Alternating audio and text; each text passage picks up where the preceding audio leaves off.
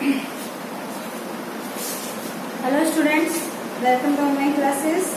आज हम lesson 6 central government पढ़ रहे थे।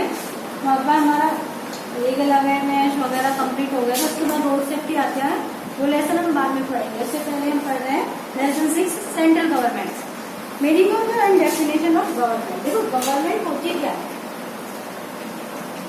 गवर्नमेंट एक ग्रुप होता है, एक ग्रुप के the group of peoples with the authority, यानी पावर होती है उसके बाद में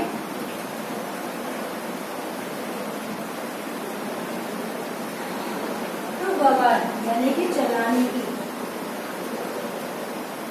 कंट्री या एक स्टेट को।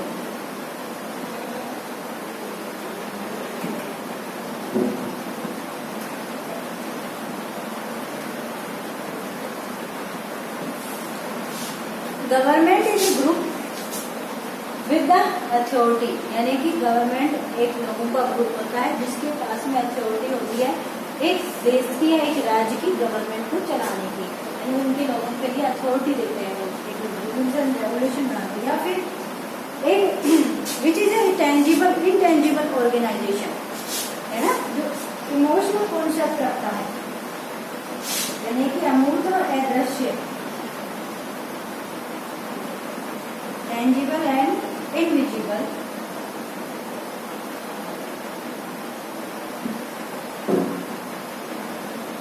organization।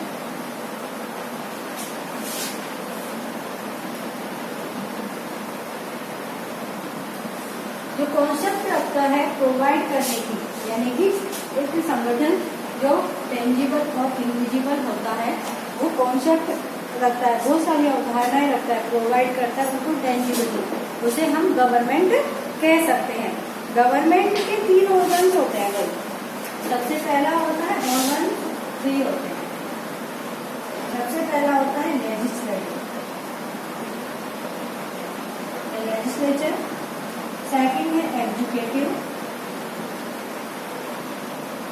और थर्ड है जुडिशरी।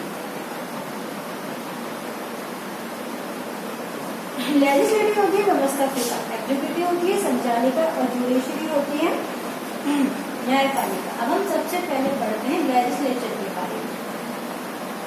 लेजिस्लेचर क्या होता है, ये हम क्या काम करता है।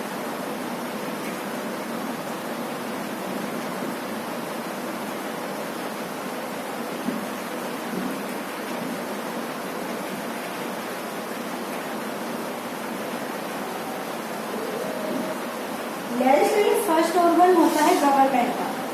ये गवर्नमेंट सिस्टम को लेजिस्लेट करता है, यानी फॉर्म करता है, 2 लेवल पे बताया जाता है, फेडरल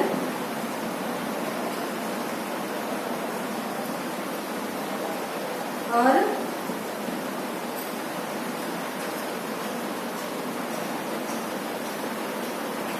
दूसरा है स्टेट लेजिस्लेचर।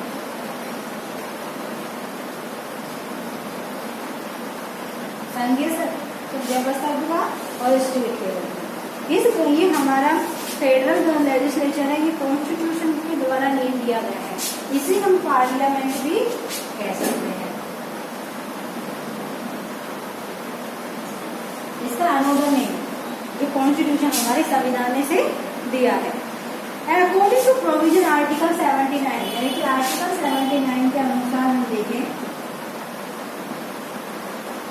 जो पार्लियामेंट्री सिस्टम है इंडिया का, ये यूनियन फॉर्म द ज्वाइंटली, यानी कि ज्वाइंटली बनाया जाता है प्रेसिडेंट के द्वारा 2 हाउस में, यानी लोकसभा और राज्यसभा।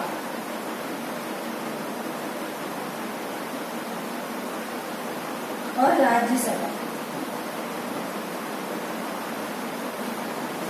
और अगर हम दूसरे मेथड से देखें तो ये 3 भागों में बढ़ गया, प्रेसिडेंट, लोकसभा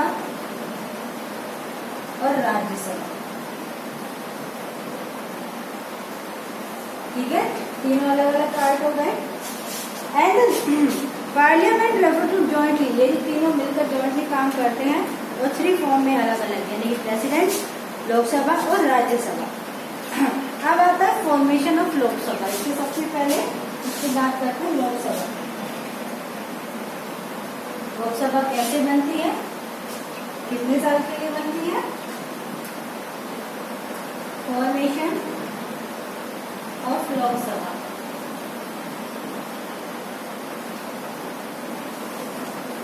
पहला है फर्स्ट हाउस है, इसका दूसरा नाम लोअर हाउस भी हो सकता है।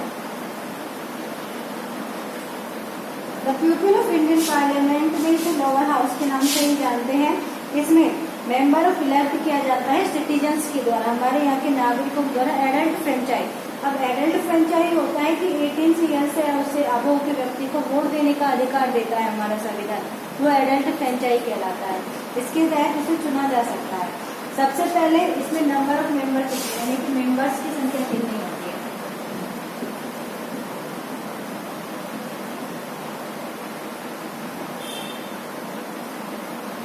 In the beginning the number of Lok Sabha fix 500। सबसे पहले 500 फिक्स किए गए थे कॉन्स्टिट्यूशन में हमारे ने। And but the time of number increase, लेकिन बाद में ये नंबर इंक्रीज हो गए। गोवा गवर्नमेंट रिकॉग्नाइजेशन एक्ट 1987 के बाद में इसे बढ़ाया गया। इसे बढ़ाकर कितना कर दिया गया? 552, यानी 5 up to 552। एंड डिसाइडेड बनाकर of the 530 is elected constitution various state, जिसमें से यानी कि इसमें से 530 हैं जो अलग अलग स्टेट्स के इलेक्टेड मेंबर्स होते हैं। इसमें से 20 मेंबर्स हैं जो प्रेसिडेंसी यानी मैक्सिमम यूनियन टेरिटरी में होते हैं, वहां से होते हैं। और 2 मेंबर्स होते हैं जो एंग्लो इंडियन कम्युनिटी जो प्रेसिडेंट द्वारा नॉमिनेट होते हैं, यानी कि 520 तो हर स्टेट वाइज होते हैं। 20 मेंबर यूनियन टेरिटरी के होते हैं और 2 मेंबर प्रेसिडेंट नियुक्त करता है एंग्लो इंडियन।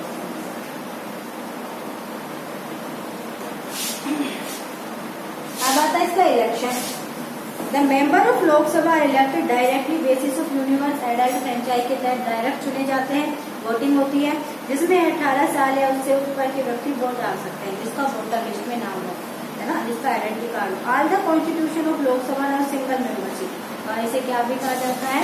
सिंगल मेंबरशिप भी कहा जाता है। और इसमें क्वालिफिकेशन क्या चाहिए? व्यक्ति की एज है वो 25 या से अधिक होनी चाहिए, वो इंडिया का नागरिक होना चाहिए।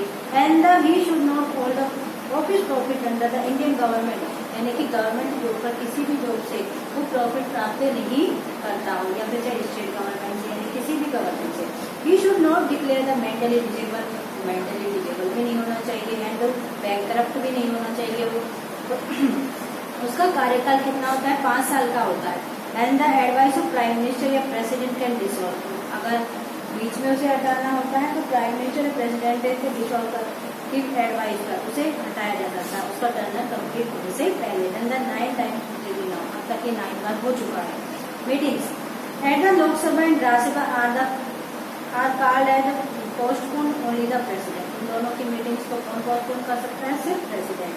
Some rules and regarding arrangement of only interval between 2 respective meetings of the Lok Sabha 6 months, यानी कि 6 महीने के अंदर मीटिंग्स होना आवश्यक होता है। अब आता है ऑफिसर्स ऑफ लोकसभा, यानी कौन से ऑफिसर्स होते हैं जो काम करते हैं इसमें। सबसे पहले आता है स्पीकर और डिप्टी स्पीकर। उसके फंक्शंस होते हैं, अलग अलग ऑफिसर्स होते हैं जो अलग अलग काम करते हैं, उन्हें भी चुना जाता है। सबसे पहले आता है speaker and deputy speaker. According to article 93 के अनुसार द कॉन्स्टिट्यूशन ऑफ हमारी जो हमारा संविधान है वो लोकसभा को में अपॉइंट करता है एक स्पीकर को और एक डिप्टी स्पीकर को, जो अमंग द मेंबर्स एक मेंबर होता है। Speaker and deputy speaker can also remove their offices in bill and get passes of majority, तो किसी भी ऑफिसर को रिमूव करने का अधिकार रखता है, बिल पास या रिमूव करने का अधिकार रखता है। उसके पास में मेजॉरिटी होती है प्रेजेंट मेंबर्स की जो लोकसभा में उपस्थित होते हैं। But this type of bill can only be presented of Lok Sabha notice the regarding the presentation bill of the 14-year period, यानी कि 14 ईयर के अंदर अंदर उसे लोकसभा में पारित करना होता है अकॉर्डिंग टू कॉन्स्टिट्यूशन के। और अगर स्पीकर और डिप्यूटी से वेजेड अलाउंस को फिक्स करते हैं तो पार्लियामेंट में वो पारित हो सकता है। अगर वो उसे रिमूव कर देंगे तो वो हट आगे जाकर पारित नहीं होगा, फिर उसमें संशोधन कराना पड़ेगा 14 डे के अंदर, फिर उसे दोबारा से पारित किया जाएगा। Functional power of the speaker, आप देखो काम क्या क्या कर सकता है ये। Speaker preside over the meeting of Lok Sabha, speaker responsible meeting law and order and discipline, इसके लिए ये डिपेंड होता है, इसकी उत्तरदायित्व होता है इनको सबको बनाना, और लोकसभा के जितने भी मेंबर्स हैं सबकी मीटिंग बुलाता है। Ended programme proceed of Lok Sabha decide by speaker, जो भी प्रोग्राम होता है लोकसभा का वो सब कौन डिसाइड करता है, स्पीकर करता है। And with the device of leader of house, यानी कि वो उस हाउस का लीडर होता है।